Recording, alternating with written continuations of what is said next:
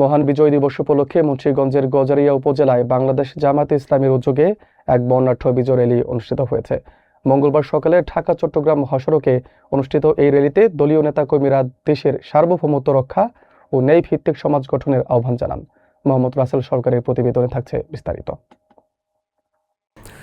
মহান বিজয় দিবস উপলক্ষে মুন্সিগঞ্জের গজারিয়া উপজেলায় বাংলাদেশ জামায়াতে ইসলামীর উদ্যোগে এক বর্ণাঢ্য র্যালি অনুষ্ঠিত হয়েছে।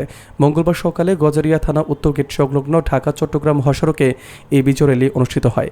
র্যালিতে প্রধান অতিথি হিসেবে অংশ নেন মুন্সিগঞ্জ ৩ আসনের বাংলাদেশ জামায়াতে ইসলামীর মনোনীত প্রার্থী প্রফেসর মোহাম্মদ আবু ইউসুফ। র্যালিতে দলীয় নেতাকর্মীরা চলো একসাথে গড়ি বাংলাদেশ স্লোগান সংবলিত ব্যানার ও ফেস্টুন হাতে নিয়ে অনুষ্ঠানে অংশগ্রহণ করেন।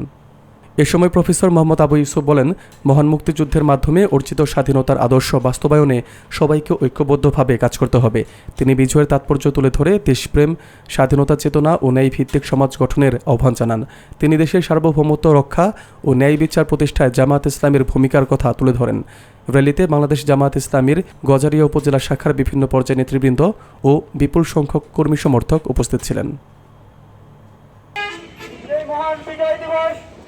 সেই বিজয় দিবসকে সামনে রেখে আজকে আমাদের এই বিজয় র্যালি, সেই বিজয় র্যালির পরবর্তী সমাজসেবী অনুষ্ঠানে